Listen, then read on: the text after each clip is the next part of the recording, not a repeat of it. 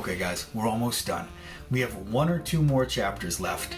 In the previous chapter, 23, we talked about World War I and the impact that had on the United States and the entire world.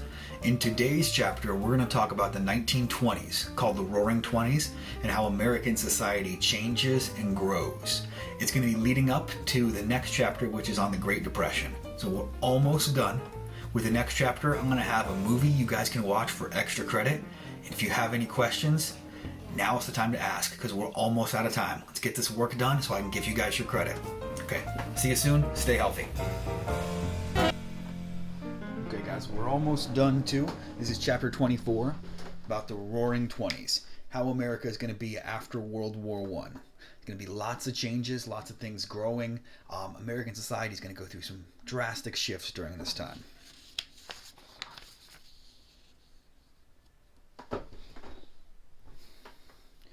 The 1920s, people were tired of war. They were ready for things to change. World War I was an enormous war that affected the entire world, and American people were tired of it.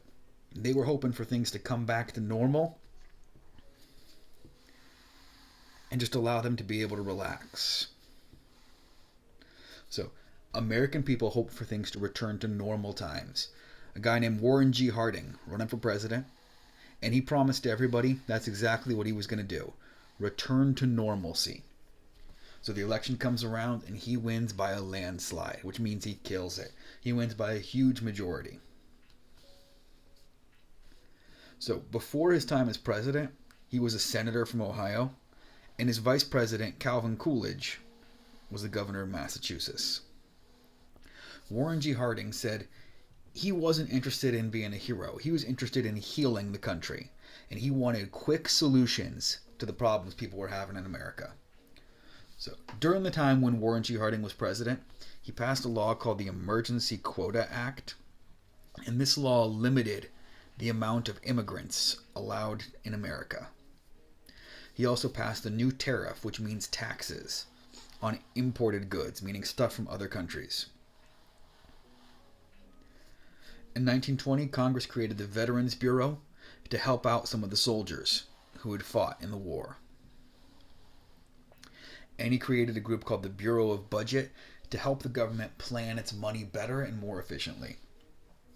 So Warren G. Harding was a popular guy, but he wasn't a super effective president.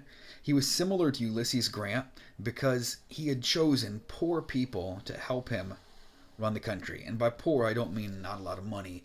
I mean people who weren't the best people. They were going to use their position to their advantage and be corrupt.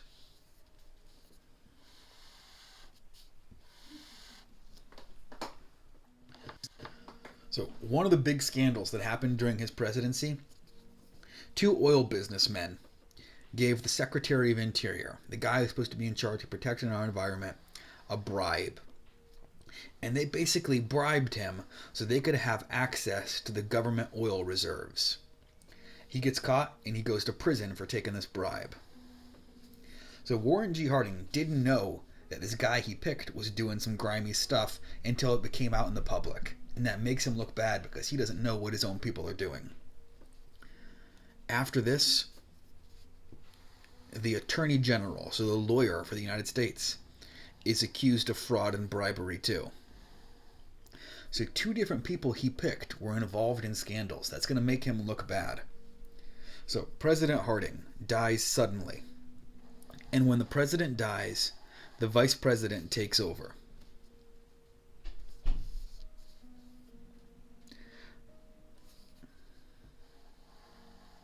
One famous quote that Harding said was, "I cannot hope to be one of the great presidents. Perhaps I may be remembered as one of the most loved." So he was a popular guy. A lot of people liked him, but he wasn't able to accomplish many of the things he wanted. So when Warren G. Harding dies, his vice president, Calvin Coolidge, steps up and becomes the president. And Calvin Coolidge was a very calm and collected guy. He was known for not showing emotion and not losing his temper.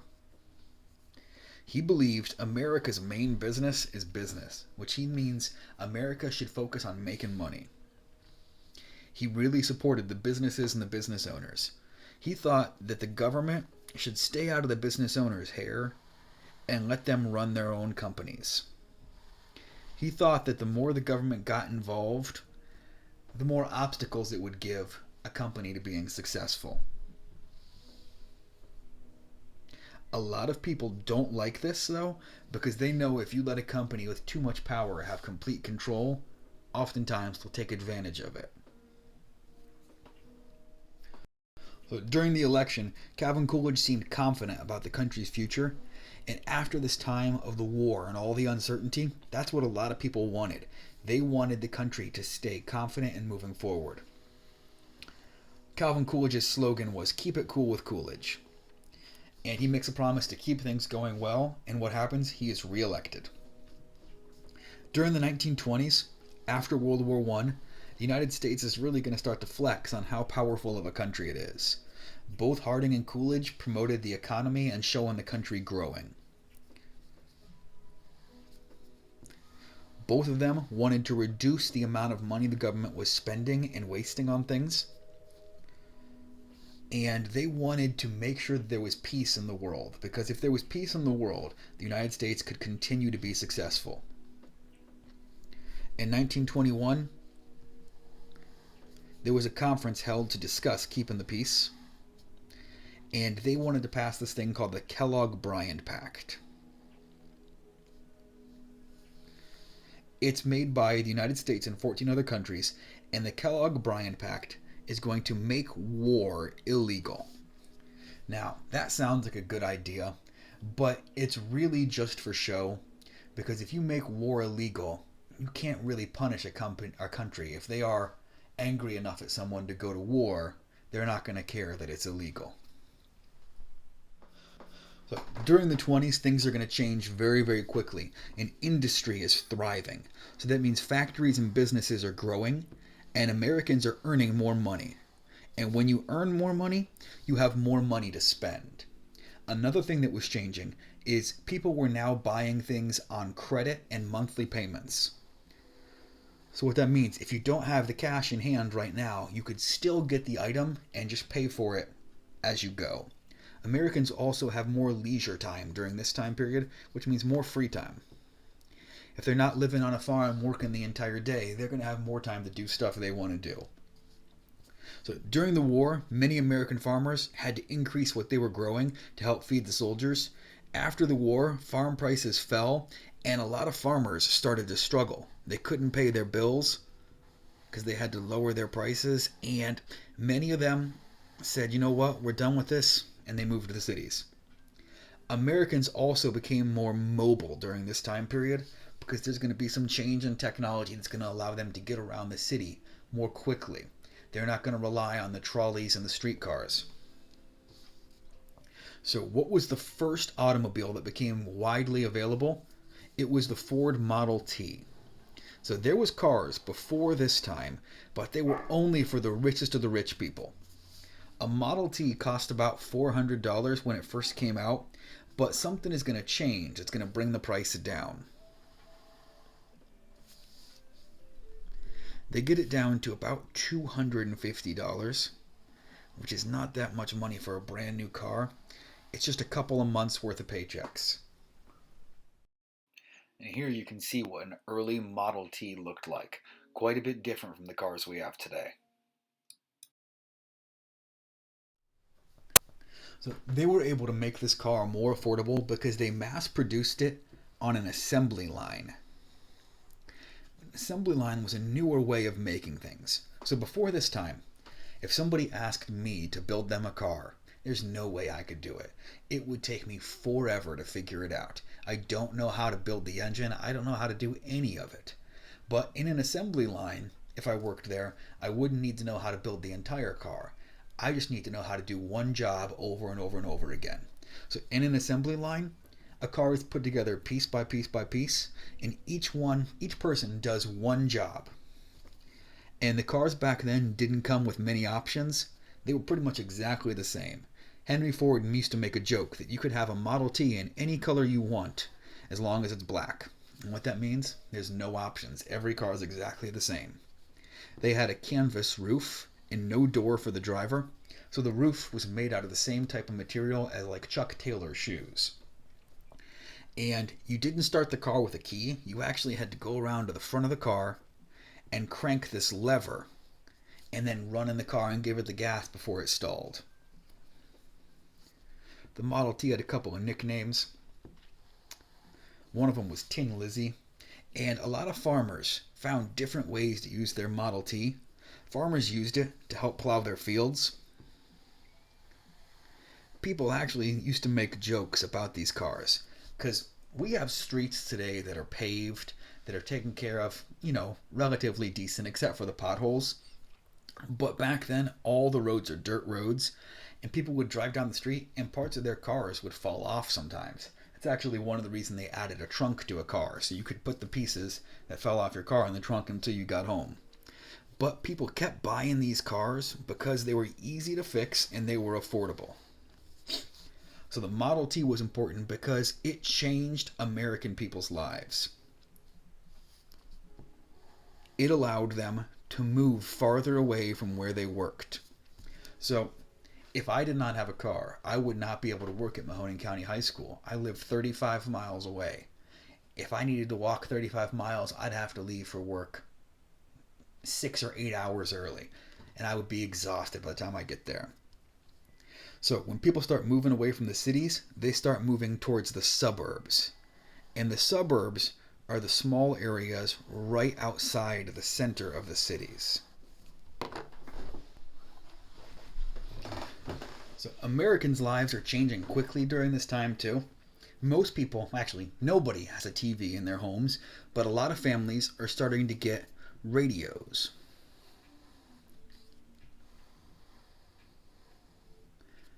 Radios were popular because they basically give you free, unlimited entertainment. Families are going to the movies, but the movies are a little bit different. Back then, many of them were silent movies that would have like subtitles that would happen after the scene.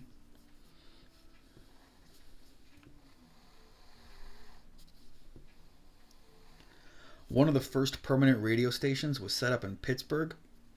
And the radio was important because it would give you the news in almost real time.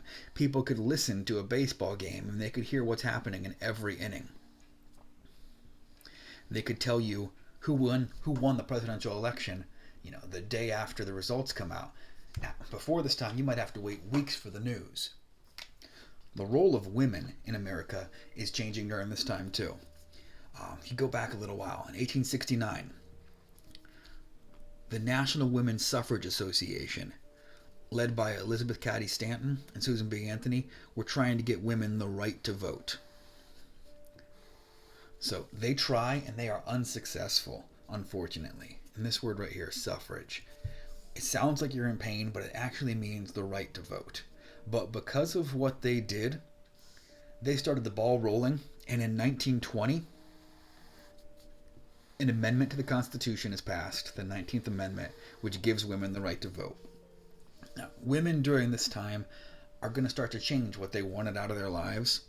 A lot of women no longer want to stay at home and just be housewives.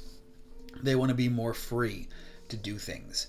They got the nickname flappers because they would blow with the wind. They would be free to do brand new things and not be tied down by what their grandparents had done. They started changing their clothing styles, wearing shorter skirts, wearing a little bit brighter makeup,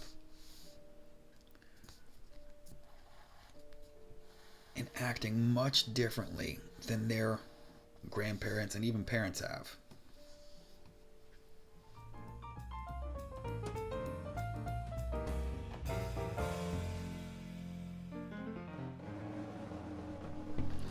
So during the 20s, a new style of music is going to become more popular too. Jazz is a brand new style of music, and it's different from the other musics in this time. A lot of times it is improvised, which if you compare it to like modern music, it's when a rapper freestyles and they make it up as they go. Jazz started off in the South among African American musicians, and it was a mixture of like the religious songs and the songs a lot of slaves would sing.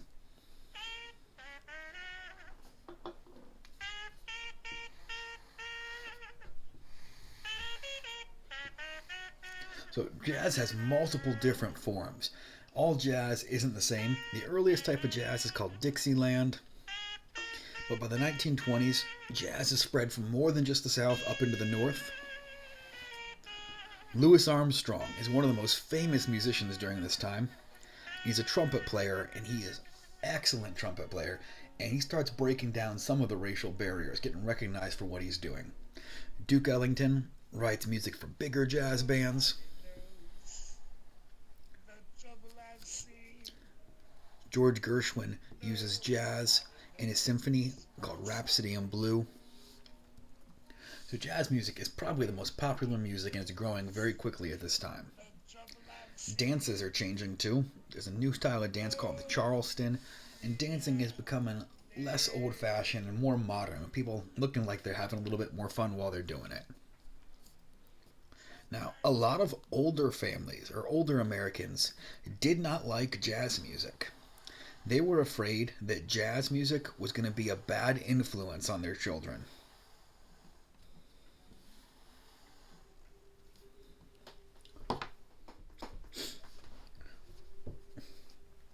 Art is becoming more and more prominent during the 20s since people have more free time, more leisure time. There's some famous books that are written. One of them is The Great Gatsby. And it's about a man whose life changes. He goes from being poor to being wealthy, and he finds out that money doesn't fix all of the problems. Sinclair Lewis wrote about small town life in a book called A Farewell to Arms. Ernest Hemingway told the story of how World War I had changed the American man. Edith Wharton wrote a book called The Age of Innocence, and it was about New York's rich people and their foolishness with their money. Another book called Three Soldiers by John Dos Passos was about the suffering and the misery that soldiers coming back from the war were left with.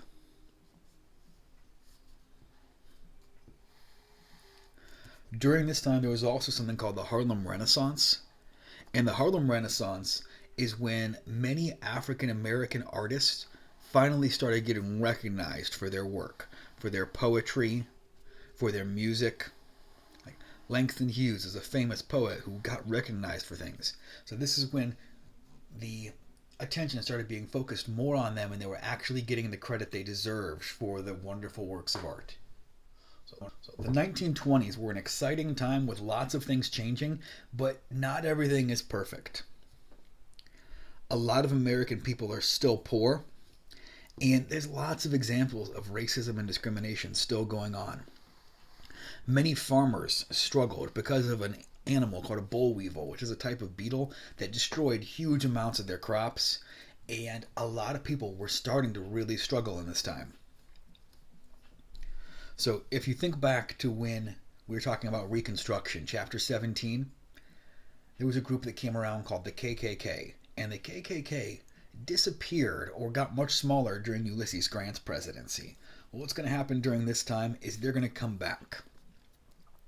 Some American people wanted to deny equality to immigrants and African Americans. They wanted them kept in their place, and their slogan became America First. So the KKK comes back around 1915, and the KKK did not like Africans, Americans, they did not like Jews, they did not like Catholic people, they didn't like immigrants. So they hated multiple different groups of people. They wanted to say you were not American unless you were white, Protestant, and born here. So if you think about somebody being in the KKK today, usually they're kind of closeted about it. They're secret. But the KKK was out in the open. They actually had governors elected who were members of the KKK. And the Klansmen marched and protested in front of the White House. So their power is growing and it's expanding, but towards the end of the 20s, they're going to start to lose power again. In 1924, Congress passes the Immigration Act, and this act limits the number of immigrants allowed into the United States from Southern and Eastern Europe. And this law got passed because people were afraid the immigrants were taking their jobs and that the immigrants were threatening our government and our political beliefs. They were afraid that communism would come to America and would spread. And in communism, it's a type of government where the citizens don't own any property and the government owns everything.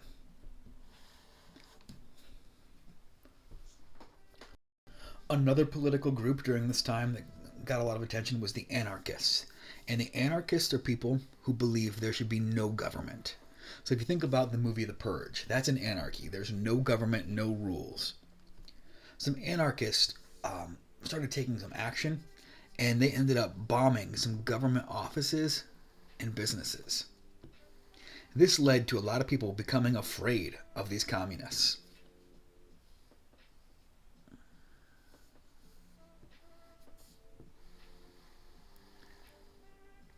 So when the Attorney General, his house gets attacked by the communists or the anarchists, that makes the government respond by doing these things called Palmer raids, where they are going to go in and anyone who's accused of being a communist or an anarchist is going to be arrested and interrogated. And it usually violates their rights because they are not treated fairly. Sometimes they don't get due process like they're supposed to. So the next thing is called prohibition. If you think about the word prohibit, it means something's not allowed. Well, during this time, the country is looking at how society is changing. Crime is going up, violence is going up, divorces are happening more often, and some people start blaming alcohol. They say alcohol is the reason for all of this. So the 18th Amendment is passed, and it makes it illegal to sell or buy alcohol in the United States. So alcohol is illegal for everybody. Does not matter how old you are, it is supposed to be completely illegal, and they're hoping this is going to make crime go down. Well, what happens? If you tell somebody they can't have something, they want it even more. People start making bootleg alcohol and selling it. They have these bars that are actually other businesses during the day, and then in the evening you can go and you could buy your alcohol if you know the password to get in, and they do it on the DL. A lot of Americans ignore this law because they want to drink. And crime grows. Al Capone ends up making over $1,000 a minute off of illegal alcohol sales, and he becomes incredibly powerful. So when they made alcohol illegal to make crime go down, the exact opposite happened. It went way up. So after years of making alcohol illegal, realizing it was a failure, the 21st Amendment repeals the 18th Amendment, which means they made alcohol legal again. Okay, so lesson 5, almost done, guys. Early in the morning, May 20th, 1927, a small plane called the Spirit of St. Louis takes off from New York. This plane is going to be involved in part of a wager, a bet. The pilot's name was Charles Lindbergh, and he wants to fly across the Atlantic Ocean up into Paris, France. No one had ever done this by themselves before. And a guy who owned a hotel, or he owned a whole bunch of hotels, had put up a reward. He said $25,000 for anyone who could do it. So if you think about that, if a brand new car is $250 and he's going to give you $25,000 for doing this, that's a huge amount of money. So Charles Lindbergh knows he wants to do this. But there's no GPS, there's no gas stations in the middle of the ocean, and there's no way for him to turn back once he gets to a certain point. He knows he's going to have to fly for more than 30 hours. Paris is 3,600 miles away. So it's going to be hard in the middle of the ocean. If you got ocean to your left, right, in front of you, and behind you, it'd be very easy to get turned around and lost. So he takes off. 33 hours later, he lands successfully. He instantly becomes a hero. He collects his money and is a celebrity. Probably one of the most famous people in the country at that time. So during this time, all this exciting stuff is going on. Things are changing quickly. And people are ignoring some of the bad things that are creeping up on them.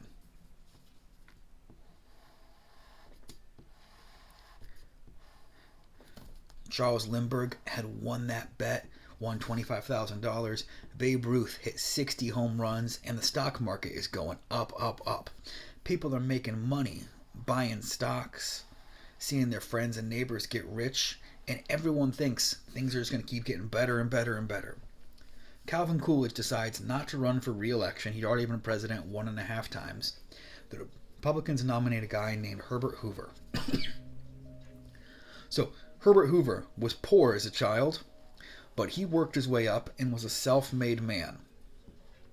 A lot of people could relate to him because they wanted to come up the same way. The Democrats nominate a guy named Al Smith. And Herbert Hoover, when he's running for president, his campaign is, let's keep what you got. Hoover and happiness, or Smith and the soup houses. So what he's saying, if you vote for me, I'm going to keep you rich, keep you making money. If you vote for Al Smith, you're going to have to go to the soup kitchen. You're going to be poor. So what happens? Herbert Hoover wins the election.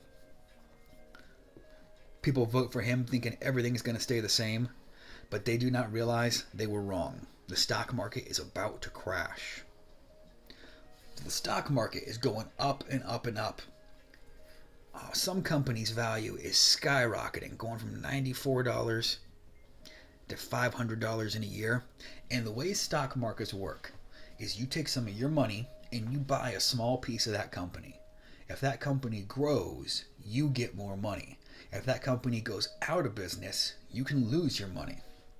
So some people were so thirsty to get rich off of this, they took money out of their savings or they borrowed money from people to invest.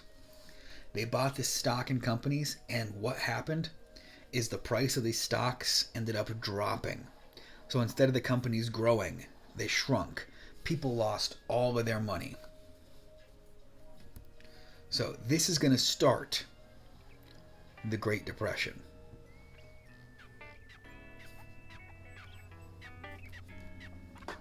Okay, guys, so go on Google Classrooms, knock out this worksheet. We might have time for one more chapter, and with that last chapter, there's an optional movie you guys can do for extra credit. If you have any questions, send me a message, an email, contact me on Remind. Stay healthy. See you guys soon.